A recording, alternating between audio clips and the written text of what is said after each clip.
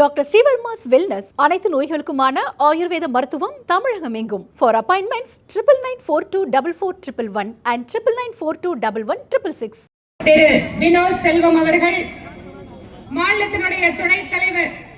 இந்த பகுதியிலே ஒரு திராவிட பாரம்பரியத்திலிருந்து வந்து இன்று ஒரு தேசிய கட்சியிலே தன்னை இணைத்துக் கொண்டு அந்த கட்சியினுடைய வளர்ச்சிக்காக பணியாற்றிக் கொண்டிருக்கக்கூடிய அண்ணன் ஏஜி சம்பத் அவர்கள் மற்றும் இந்த தொகுதியிலே தாமரையிலே நின்று தன்னுடைய வெற்றி வாய்ப்பை இழந்தாலும் கூட தொடர்ச்சியாக இந்த தொகுதிக்கு உழைத்துக் கொண்டிருக்கும் அன்பு சகோதரர் திரு கலிவர்தன் அவர்கள், மாநிலத்தினுடைய செயலாளர், இந்த மாவட்டத்தினுடைய பொறுப்பாளர் திருமதி மீனாட்சி அவர்கள், மகளிர் அணியினுடைய மாநில துணைத் தலைவர் திருமதி மகேஸ்வரி அவர்கள், மாநில செயற்குழு உறுப்பினர் திருமதி ரூபாவதி அவர்கள் மற்றும் இங்கு இருக்கக்கூடிய அத்தனை மகளிர் அணி சகோதரிகளுக்கும் மகளிர் சகோதரிகளுக்கும் இந்த ஆர்ப்பாட்டத்தில் கலந்து கொண்டிருக்கக்கூடிய எண்ணருமை சகோதர சகோதரிகளுக்கும் ஊடக நண்பர்களுக்கும் என்னுடைய வணக்கம். நான் முதலாக திருக்கோயிலூர் வருகிறேன். திருக்கோயிலூர் என்றால் எனக்கு பொன்னியின் செல்வனிலே எப்படி ராஜராஜ சோழனுக்கு இந்த பகுதியில் இருக்கக்கூடிய சிற்றரசர்கள் எல்லாம் உதவினார்கள், எப்படி இந்த பகுதியினுடைய இளவரசியாக இருந்த வானதி ராஜராஜன் அவர்களுக்கு மணமடிக்கப்பட்டார் என்கின்ற நினைவுகள் எல்லாம் எனக்கு வருகிறது. இது ஏதோ இன்று புதிதாக உருவான இடமல்ல, நகரம் அல்ல, பகுதியும் அல்ல. ஆயிரக்கணக்கான ஆண்டுகளாக ஒரு புனித பாரம்பரியத்திற்கும் பெருமைக்கும் வீரத்திற்கும் தியாகத்திற்கும் பெயர் போன இந்த மண்ணுக்கு இப்படி ஒரு கேவலமான சட்டமன்ற உறுப்பினர் இருக்க வேண்டுமா என்ற நினைப்பு இங்கு வருகின்ற பொழுது எனக்கு வருகிறது. நீங்கள் இந்த பகுதியில் எல்லாம் குடியிருந்து கொண்டிருக்கிறீர்கள். கோயில் இல்லாத ஊரில் குடியிருக்க வேண்டாம் என்பது தமிழருடைய பழமொழி. ஆனால் நீங்கள் எல்லாம் எப்படிப்பட்ட பெருமிதத்தோடு இங்கு குடியிருக்கிறீர்கள்? 1300 வருடத்திற்கு முன்பாக எழுப்பப்பட்ட உலகளந்த பெருமாள் கோயிலை உங்களிடம் வைத்துக் கொண்டிருக்கிறீர்கள். மிகப்பெரிய சிவன் கோயில் இந்த ஊருக்கு உண்டு. அதனால் தான் இது சாதாரணமான கோயிலூர் அல்ல, அதை அழகாக தமிழுக்கே உரிய முறையில் திருக்கோவிலூர் என்று நம்முடைய முன்னோர்கள் பெயர் வைத்தார்கள். அந்த திருக்கோவிலூருக்கு சாபம் விட்டது போல ஒரு சட்டப்பேரவை உறுப்பினர் இன்று பேசி இருக்கிறார். நீங்கள் எல்லாம் மனசுல நினைச்சிருக்கலாம், திராவிட முன்னேற்ற கழகத்தின் அரசாங்கத்தில் ஒரு உயர்ந்த பொறுப்பில் ஒரு அமைச்சராக இருக்கக்கூடியவர் நம்முடைய தொகுதியை பிரதிநிதித்துவப்படுத்துகிறார், நமக்கு எம்எல்ஏவாக இருக்கிறார் என்று. இன்று திருக்கோயிலூரை சேர்ந்த மக்கள் வெளியிலே செல்கின்ற பொழுது யார் உங்க எம்எல்ஏன்னு கேட்டா அந்த வெட்க கேட்ட ஏங்க கேக்குறீங்க அப்படின்னு சொல்ற அளவுக்கு நமக்கெல்லாம் தலை குனிவை கொண்டு வந்து சேர்த்திருக்கிறார் இந்த கேடு கெட்ட அமைச்சர். வழக்கமா எங்களுக்கு இந்த மாதிரி பேசுறதுக்கு வராது. ஏனென்றால் திராவிட பாரம்பரியத்திலே பெண்களை கொச்சையாக பேசுவதும், அந்த பெண்கள் ஒரு கூட்டத்தில் இருந்தால் அவர்கள் காதுகள் கேட்க முடியாத வரை ஆபாசமாக பேசுவதுதான் அவர்களுடைய வரலாறு, பண்பாடு. ஆனால் பாரதிய ஜனதா கட்சி அப்படிப்பட்ட கட்சி அல்ல. இங்கு பெண்களுக்கென்று ஒரு உயர்ந்த மரியாதையோடு நடத்தப்படுகின்ற ஒரு கட்சியிலே ஒரு கேவலமான அமைச்சரின் கேவலமான வார்த்தையை அதை கண்டிப்பதற்காக ஒரு கூட்டத்திற்கு முதலில் இந்த பெருமை மிக்க ஊருக்கு வந்திருக்கிறேனே என்று நான் அவமானத்தால் நிற்கிறேன். என்னுடைய சகோதரிகள் கேட்கிறார்கள், டெல்லியிலே உங்கள் ஊரில் ஒரு அமைச்சர் பேசியிருக்கிறாராமே, சிவநாமத்தை பற்றி, வைணவ நாமத்தை பற்றி, பெண்களை பற்றி கொச்சையாக பேசியிருக்கிறார் என்று ஊடகத்தில் எல்லாம் நாங்கள் பார்க்கிறோம். அக்கா, அவர் என்ன பேசினார் என்று என்னை கேட்டால் அந்த கேவலத்தை நான் எப்படி வெளியே சொல்வது என்று, அவர் மோசமாக பேசுகிறார் என்று சொல்ல முடிகிறதே தவிர அவர் பேசியதை கூட வெளியே சொல்ல முடியாத ஒரு சூழல். அன்பு சகோதரிகளே, தாய்மார்களே, திராவிட முன்னேற்ற கழகத்திற்கு ஒரு பாரம்பரியம் இருக்கிறது. அவர்களை கேட்டால் சொல்வார்கள் திராவிட மாடல், சமூக நீதி, பெண்ணுரிமை என்று. ஆனால் அந்த ஒவ்வொரு வார்த்தைக்கும் சம்பந்தம் இல்லாமல் அரசாங்கத்தை நடத்தி கொண்டிருப்பது திராவிட முன்னேற்ற கழகத்தினுடைய அரசு. அமைச்சர் பொன்முடி அவர்கள் பேசியதை பார்த்து அந்த கட்சியினுடைய தலைவர் முதலமைச்சர் திரு ஸ்டாலின் அவர்கள் கட்சி பொறுப்பிலிருந்து நீக்குகிறார். ஒருத்தர் பேசுறது தப்புன்னு தெரியுது, கட்சி பொறுப்பிலிருந்து நீக்க தெரியுது, அப்ப அமைச்சர் பொறுப்புல வச்சுக்கலாமா? அமைச்சர் பொறுப்புல வச்சுக்கலாமா? சொல்லுங்க. அமைச்சர் பொறுப்புல அவர் நீடிக்கணுமா? அன்பு சகோதரிகளே, நீங்க சொல்லுங்க. இப்படிப்பட்ட ஒருத்தர் நம்ம தமிழ்நாட்டுக்கு அமைச்சரா இருக்கணுமா? இருக்க கூடாது. அதனால் தான் பாரதிய ஜனதா கட்சி அன்பு சகோதரர் விராஜ் அவர்கள் கேட்டார், அக்கா நீங்கள் எங்கேயோ ஆர்ப்பாட்டம் நடத்துவதற்கு செல்ல வேண்டாம், அவர் எந்த ஊரிலே எம்எல்ஏவாக இருக்கிறாரோ அந்த ஊரிலே பாரதிய ஜனதா கட்சி ஆர்ப்பாட்டம் நடத்தும், நீங்கள் வாருங்கள் என்றார். ஏனென்றால் திருக்கோயிலூர்னு அழகான பேரை வச்சு பெருமாளையும் சிவனையும் கும்பிடுற நம்ம மக்கள் கிட்ட நமக்கு வாய்த்த எம்எல்ஏ எவ்வளவு ஆபாசமானவர், எவ்வளவு அசிங்கம் பிடித்தவர், அவருடைய மனதிலே எவ்வளவு வக்ரம் இருக்கிறது, வன்மம் இருக்கிறது என்பதை பற்றி எல்லாம் சொல்வதற்காகத்தான் பாரதிய ஜனதா கட்சி இங்கே ஆர்ப்பாட்டத்தை நடத்துகிறது. அன்பு சகோதர சகோதரிகளே, அமைச்சர் பொன்முடி அவர்கள் பேச்சு நம்முடைய நாட்டினுடைய சட்ட பிரிவுகளுக்கு எதிரான பேச்சு. அவர் மீது புகார் அளிக்கப்படுகிறது. பொன்முடி அவர்களுக்கு பாரம்பரியம், திராவிட முன்னேற்ற கழகத்திற்கு ஒரு பாரம்பரியம் மாதிரி திரு பொன்முடி அவர்களோட மிகச்சிறந்த பாரம்பரியத்தை நம்ம அண்ணன் ஏஜி சம்பத் அவர்கள் எடுத்து கூறினார். ஒருத்தர் பத்தி பெருமையா பேசுறதுக்கு என்னென்னவெல்லாம் விஷயம் இருக்குது பாருங்க. அவர் எப்படி விழுப்புரத்துல பேசினாரு, எப்படி இஸ்லாமிய பெண்களை பத்தி பேசினாரு, அரசாங்கத்தினுடைய திட்டத்தின் பயனாளிகள் ஏழை பெண்மணிகள் அவர்களை பார்த்து எப்படி கேவலப்படுத்தினாரு. இன்னைக்கு அதுக்கப்புறம் வந்து அத்தனை பெண்கள் நிரம்பி இருக்கக்கூடிய சபையில கொஞ்சம் கூட சிறிதும் வெட்கப்படாமல், எந்தவித நாகரிக வரம்புகளுக்கு உட்படாமல் ஒரு மனிதன் நாக்க போட்டு இவ்வளவு கேவலமா பேச முடியும் சொன்னா திமுக காரங்க கிட்ட வேற என்ன எதிர்பார்க்க முடியும்? அன்பு சகோதரிகளே, இந்த நாட்டில் பல்வேறு சட்டங்கள் எல்லாம் இருக்கு. ஒருவர் பேச்சிலே ஏதாவது ஒரு சமயத்தை புண்படுத்தினார் என்றால், இரண்டு சமூகங்களுக்கு இடையிலே பிரிவினையை வேற்றுமையை உண்டாக்குவது போல பேசினார், பெண்களுடைய அந்த தன்மையை பெண்ணியத்தை பற்றி மோசமாக பேசினார், அவர்கள் யாராக இருந்தாலும் சட்டத்தின் பிரிவுகளுக்கு கீழாக தண்டிக்கப்பட வேண்டும் என்பதுதான் இந்த நாட்டினுடைய சட்டம். இங்க இருக்கக்கூடிய சாதாரணமா இருக்கக்கூடிய யாராவது நம்ம வீட்டுல பக்கத்து வீட்டுல இருக்கிறவங்களோட சண்டை போட்டுட்டு அந்த வீட்டு பெண்மணியை பார்த்து பேசினாருன்னு சொன்னா போலீஸ் ஸ்டேஷன் போனா உடனடியா எஃப்ஐஆர் போடணும், காவல்துறை போடுவாங்க, போட்டுட்டு இருக்காங்க.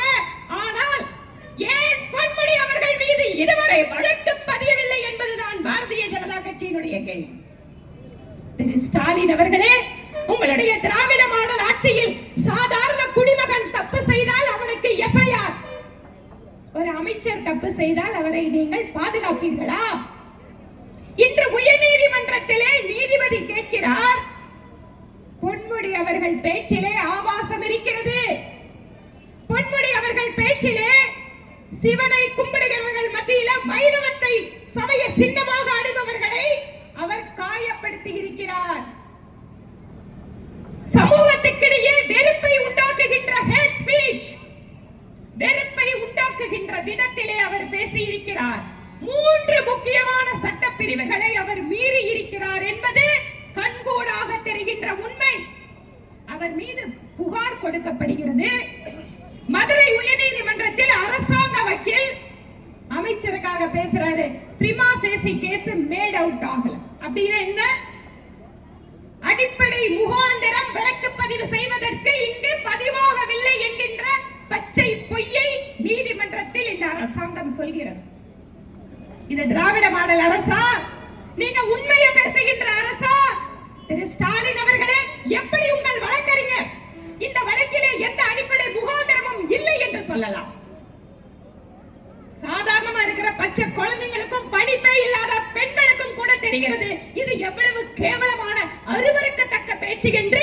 ஆனால் உங்கள் வழக்கறிஞர் சொல்கிறார் அடிப்படை முகாந்திரம் இல்லை என்று. ஆனால் நம்முடைய சென்னை உயர்நீதிமன்றத்தினுடைய நீதிபதி இன்று கேட்டிருக்கிறார், அமைச்சர் பொன்முடி அவர்களுடைய பேச்சு ஆபாசமான பேச்சு, பெண்களை இழிவுபடுத்துகின்ற பேச்சு. இந்த நாட்டில் கோடிக்கணக்கான மக்கள் ஒவ்வொரு நாளும் எழுந்திருந்து நமச்சிவாய என்று அடிகிறார்களே, அந்த சைவ சமயத்தினுடைய திருநீரையும் ஓம் நமோ நாராயணா என்று சொல்லி அந்த இறைவனை நினைந்து வைணவர்கள் அடிகின்றார்களே, அந்த திருமண்ணையும் மிக கேவலமாக, மிக மிக கேவலமாக, அதுவும் பெண்களோடு, பெண்களை ஒப்புமைப்படுத்தி இப்படி ஒருவர் பேசியிருக்கிறார் என்றால், நீதிமன்றம் இன்று சொல்லி இருக்கிறது, நாங்கள் தானாக முன்வந்து இந்த வழக்கை எடுத்துக் கொள்கிறோம் என்று. இன்று நீதிமன்றம் திராவிட மாடல் அரசுக்கு செருப்படி கொடுப்பது போல ஒரு வழக்கினை இன்று சூமூட்டமாக கொண்டிருக்கிறார். இப்படி ஒரு உயர் நீதிமன்றமே தானாக முன்வந்து நாங்களே இந்த வழக்கை எடுத்துக் கொள்கிறோம், அமைச்சருடைய பேச்சு சட்டப்பிரிவுக்கு எதிரானது என்று சொல்கிறது என்றால், மரியாதைக்குரிய முதலமைச்சர், உங்கள் கீழாக இருக்கக்கூடிய காவல்துறை எப்படி இந்த தமிழகத்து மக்களை பாதுகாக்கும்? தமிழகத்தினுடைய பெண்களுடைய மானம், மரியாதை, நாகரீகம் இவர்களை காப்பாற்றுகின்ற அரசா உங்கள் அரசு? அப்படி என்ன உங்களுக்கு கட்டாயம் வந்தது தவறு செய்த அமைச்சரை காப்பாற்ற வேண்டும் என்று? இது திராவிட மாடல் அரசு அல்ல.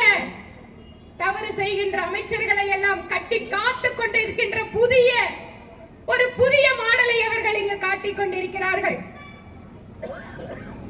மதுவிலக்குத்துறை அமைச்சர் ஜெயில பெயில் கிடைச்சொன்ன 24 மணி நேரத்தில் அமைச்சராக்கி அழகு பார்க்கிறார் மாநிலத்தோட முதலமைச்சர். டாஸ்மாக் நிறுவனங்கள் மீது நடத்தப்பட்ட அமலாக்கத்துறை ரெய்டு என்பது சட்டவிரோதம் அல்ல, அது சட்டத்திற்கு உட்பட்டது என்று திராவிட முன்னேற்ற கழகத்தின் அரசுக்கு இன்று மீண்டும் முகத்தில் அடித்தது போல நீதிமன்றம் ஒரு தீர்ப்பை கொடுத்திருக்கிறது. டாஸ்மாக் போறவங்களுக்கு எல்லாம் தெரியும், அங்க பாட்டிலுக்கு மேல 10 ரூபாய் வாங்குறாங்களா, 5 ரூபாய் வாங்குறாங்களா, அந்த பணம் யாருக்கு போகுது? டாஸ்மாக்ல பார் நடத்துறது யாரு?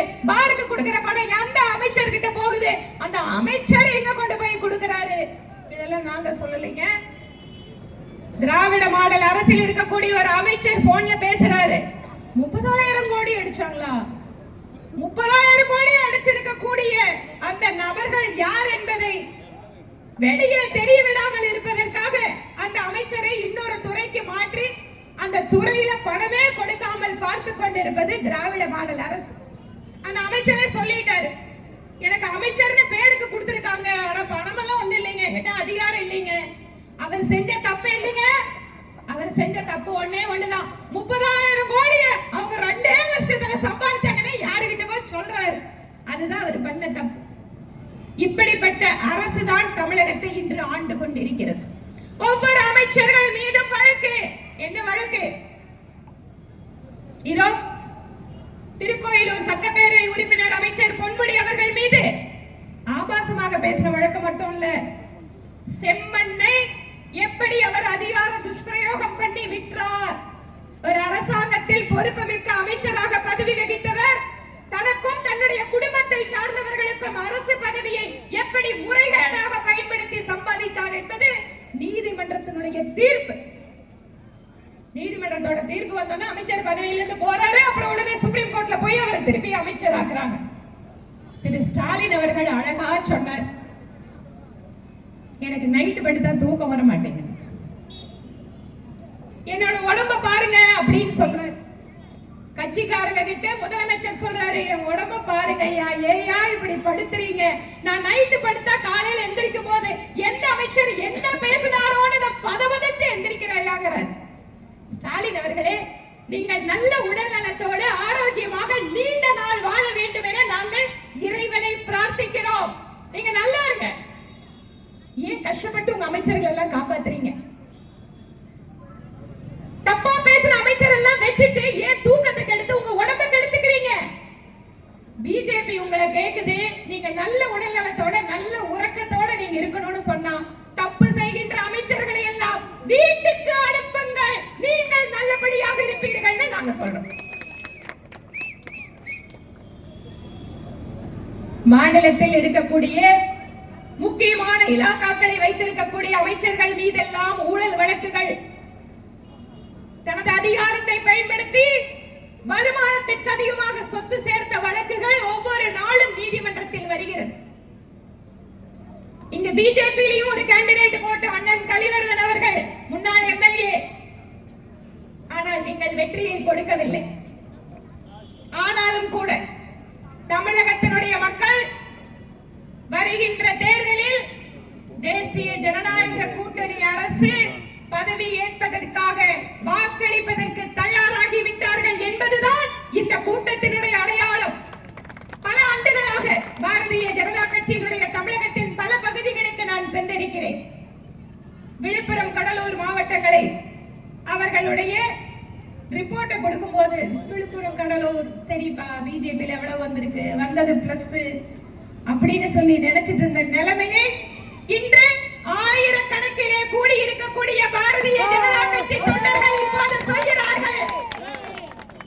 கடலூர் ஆகட்டும், விழுப்புரம் ஆகட்டும், பாரதிய ஜனதா கட்சி தாமரை மலர தயாராகி கொண்டிருக்கிறது என்பதை இங்கு இருக்கக்கூடிய சகோதர சகோதரிகள் சொல்லிக் கொண்டிருக்கிறார்கள். திராவிட மாடல் அரசாங்கத்தில் தப்பு செய்கின்ற அமைச்சர்கள் ஒருபுறம், பெண்களை இழிவுபடுத்துகின்ற அமைச்சர்கள் ஒருபுறம், ஊழல் வழக்குகளில் சம்பந்தப்பட்டிருக்கக்கூடிய அமைச்சர்கள், இப்படி அவர்கள் எல்லாம் வைத்துவிட்டு இந்தியாவிலேயே முதன்மை மாநிலமாக நாங்கள் இருக்கிறோம் என மாறுதட்டுகிறார் மாண்புமிகு முதலமைச்சர். மரியாதைக்குரிய முதலமைச்சர் அவர்களே, அரசாங்கம் என்பது எப்படி நடத்தப்பட வேண்டும் தெரியுமா? கடந்த 12 ஆண்டுகளாக ஒரு ஊழல் குற்றச்சாட்டு கூட இல்லாமல் பிரதமர் நரேந்திர மோடி அவர்கள் டெல்லியிலே ஆட்சி செய்கிறாரே, அது ஆட்சி. உலகத்தில் இருக்கின்ற வல்லரசு நாடுகளுடைய தலைவர்கள் எல்லாம் பிரதமர் மோடி அவர்களை பார்த்து எங்கள் நாட்டினுடைய உயர்ந்த விருது உங்களுக்காக கொடுக்கிறோம் என்று முதலாக இந்திய நாட்டினுடைய பிரதமருக்கு இன்று செல்கின்ற இடமெல்லாம் தேடி தேடி அவருக்கு சர்வதேச விருதுகள் கொடுக்கிறார்களே, அது ஆட்சி. இதோ நேற்று இந்நேரம் காஷ்மீரிலே நம்முடைய இந்திய மக்கள் சுற்றுலா பயணிகளாக சென்றவர்கள் பயங்கரவாத தாக்குதலில் உயிரிழந்திருக்கிறார்கள். அவர்களுக்கெல்லாம் நாம் இங்கு அஞ்சலி செலுத்தினோம். உடனடியாக உள்துறை அமைச்சர் வெடிய போய் அந்த இடத்துல இன்னைக்கு நிற்கிறாரு. ஏன் தெரியுமா? இந்திய நாட்டிலே எந்த விதமான பயங்கரவாதத்தையும் நாங்கள் அனுமதிக்க மாட்டோம் என்று நம் நாட்டினுடைய உள்துறை அமைச்சர் அமித்ஷா அவர்கள் இன்று அந்த இடத்துக்கு போய் இன்னும் மக்களை சந்தித்துக் கொண்டிருக்கிறார். நம்முடைய அருமைக்குரிய பாரத பிரதமர் வெளிநாட்டுக்கு சென்றிருந்தாலும் கூட உடனடியாக அவருடைய பயணத்தை முடித்துக் கொண்டு விடிய என்னுடைய இந்திய நாடு என்னை தேடிக் கொண்டிருக்கிறது என்று அவர் இந்த மண்ணிலே வந்து இறங்குகிறார். இந்த நாட்டில் இருக்கின்ற ஒவ்வொருவரும் துடிதுடித்து போகிறார்கள். ஜம்மு காஷ்மீர் இந்த நாட்டினுடைய பிரிக்க முடியாத அங்கம். எத்தனை அந்நிய சக்திகள் வந்தாலும், எத்தனை தீவிரவாதிகள் வந்தாலும், பாரதிய ஜனதா கட்சியினுடைய தொண்டர்கள் இங்கு இருக்கின்ற வரை ஜம்மு காஷ்மீரினுடைய ஒரு இன்ச் நிலத்தை கூட எந்த தீவிரவாதியும் எடுக்க முடியாது. மக்களுக்கு நாம் வாக்குறுதி கொடுத்தபடி அரசியல் சட்டப்பிரிவு 370 நீக்கினோம். ஜனாதிபதி ஆட்சி அமலில் இருந்த அத்தனை காலமும் சிறிதாக இயல்பு நிலை திரும்பி லட்சக்கணக்கான சுற்றுலா பயணிகள் ஜம்மு காஷ்மீருக்கு சென்று கொண்டிருக்கிறார்கள். ஆனால் வாக்கு வங்கி அரசியலுக்காக அரசியலை விலை பேசிக் கொண்டிருக்கக்கூடிய ஒரு சில அரசியல் கட்சிகளுடைய தூண்டுதலினால், ஆதரவினால், அந்நிய சக்திகளுடைய ஆதரவோடு ஒரு பயங்கரவாத செயல் இந்த மண்ணிலே அரங்கேறி இருக்கிறது. பிரதமர் மோடி அவர்களை பொறுத்த மட்டில் நம்முடைய உள்துறை அமைச்சர் இன்று நமக்கெல்லாம் ஒரு பட்டேல் என்றால் அது திரு அமித்ஷா அவர்கள் தான். இந்த நாட்டை அந்நிய சக்திகளிடமிருந்து காப்பாற்றிக் கொண்டிருக்கக்கூடிய இந்த இரு பெரும் தலைவர்கள் எந்த ஒரு இந்தியனுடைய உயிரையும் ஒருபோதும் துச்சமாக மதித்து அவர்கள் செயல்படாமல் இருந்ததில்லை. காஷ்மீரில் உயிரிழந்த ஒவ்வொரு நபருக்கும், ஒவ்வொரு சொட்டு ரத்தத்துக்கும் நம்முடைய பிரதமர் அதற்கென்று தகுந்த நடவடிக்கை எடுப்பார். கடந்த காலம் நமக்கு அதைத்தான் சொல்கிறது. தமிழகத்திலே இருக்கக்கூடிய இருக்கக்கூடிய இந்த திராவிட முன்னேற்ற கழகத்தினுடைய அரசு தீவிரவாத தாக்குதல் நடந்தால் கூட அதை பூசி மெழுகி அதற்கு வேறொரு சாயத்தை கொடுப்பது அவர்கள் பழக்கம். இதோ கோயம்புத்தூரிலே என்னுடைய தொகுதியிலே ஒரு பயங்கரவாதி ஒரு கார் நிறைய வெடிமருந்துகளை நிரப்பிக் கொண்டு வந்து அது தெய்வாதீனமாக கோட்டை சங்கமேஸ்வரர் கோயில் முன்பாக அது வெடித்து சிதறியது. அந்த சம்பவம் நடந்தவுடன் மாநிலத்தினுடைய முதலமைச்சர் சொன்னார், அது சிலிண்டர் வெடி விபத்து. நாங்கள் அப்போதே சொன்னோம், இல்லை, கோயம்புத்தூரிலே பயங்கரவாதிகளுடைய நடமாட்டம் இருக்கிறது. அங்கு இருக்கக்கூடிய இஸ்லாமிய பயங்கரவாதிகள் ISI தொடர்போடு அங்கு இயங்கிக் கொண்டிருக்கிறார்கள். நம்முடைய தேசிய புலனாய்வு முகமை பல்வேறு நபர்களை கைது செய்திருக்கிறது. இது நிச்சயமாக விபத்து அல்ல, இது திட்டமிட்ட ரீதியில் மிகப்பெரிய சதி என்று சொன்னோம். இன்று அது நிரூபணமாயிருக்கிறது. கோயம்புத்தூரிலே வெடித்தது சிலிண்டர் வெடி விபத்து அல்ல, மிக நன்றாக திட்டமிட்டு மக்களை கொல்ல வேண்டும் என்பதற்காக பயங்கரவாதிகள் திட்டம் தீட்டிய செயல் என்று சர்வதேச நம்முடைய NIA நீதிமன்றத்தில் இன்று குற்றப்பத்திரிகை தாக்கல் செய்திருக்கிறது. ஆனால் திராவிட மாடல் அரசு இது பற்றி வாய் திறப்பதில்லை. ஏன்? அவங்களுக்கு ஓட்டு வேணும். சிறுபான்மை மக்களுடைய வாக்குக்காக இந்த நாட்டு மக்களுடைய பாதுகாப்பை, அவர்களுடைய ஒற்றுமையை சமரசம் செய்து கொண்டிருப்பது பிரிவினைவாத திராவிட முன்னேற்ற கழகம். இதையும் நாம் மக்களிடம் சொல்ல வேண்டும். எப்படியாவது தமிழகத்தினுடைய மக்களுக்குள்ளே பிரிவினையை உருவாக்கி அதன் வாயிலாக சிறுபான்மை மக்களுடைய வாக்குகளை மட்டுமே வைத்து நாம் வெற்றி பெற முடியும் என திராவிட முன்னேற்ற கழகம் நினைக்கிறது. இதை நாம் அத்தனை மக்களிடம் கொண்டு சென்று சேர்க்க வேண்டும். நேற்று நடந்த சம்பவத்தில் கூட அங்கு சுட்டுக் கொல்லப்பட்ட வந்த அந்த நபர்களிடம் தீவிரவாதிகள் கேட்டது, நீ எந்த மதத்தை சார்ந்தவர்? நம்முடைய நாடு இந்திய நாடு. இந்த இந்திய நாட்டிலே எங்கு சென்று வருவதற்கும் நமக்கு எல்லாருக்கும் உரிமை இருக்கிறது. ஆனால் தீவிரவாதிகள் நீ எந்த மதத்தை சார்ந்தவர் என்று சுட்டுக் கொண்டிருக்கிறார் என்றால் நாம் விழித்துக் கொள்ள வேண்டிய நேரம் இது. நாம் விழித்துக் கொள்ள வேண்டிய நேரம் இது. நம்மிடம் இருக்கக்கூடிய எந்த பயங்கரவாத சக்திகளையும் நாம் அனுமதிக்க கூடாது. அதற்கு அரசியல் ரீதியாக யார் ஆதரவு கொடுத்தாலும் அவர்களை மக்கள் முன்பாக நாம் நிறுத்த வேண்டும். இன்று திருக்கோயிலூரிலே பாரதிய ஜனதா கட்சியினுடைய தொண்டர்கள் இந்த இறைவனுடைய கோயிலுக்கு முன்பாக சபதம் எடுத்துக் கொள்கிறார்கள். இந்த கோயிலை நிந்தித்தவர், இந்த கோயிலில் இருக்கக்கூடிய இறைவனுக்கு சமர்ப்பணமாக நெற்றியில் நாம் அணிகின்ற அந்த சமய சின்னங்களை இழிவுபடுத்தியவர் மீண்டும் ஒரு முறை வாக்கு கேட்டு திருக்கோயிலூர் மண்ணை மிதிக்க கூடாது, அவருக்கு அந்த நம்பிக்கை வரக்கூடாது. அதற்கு நாம் உறுதியளித்து ஒற்றுமையாக வேலை செய்ய வேண்டும்.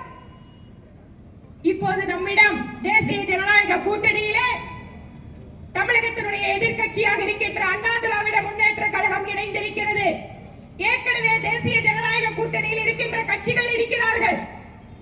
அவர்கள் அத்தனை பேரையும் ஒருங்கிணைத்து நல்ல முறையிலே ஒற்றுமையோடு பணியாற்றி தமிழகத்தில் வருகின்ற தேர்தலில் அத்தனை தொகுதிகளிலும் தேசிய ஜனநாயக கூட்டணியினுடைய வேட்பாளர்கள் தான்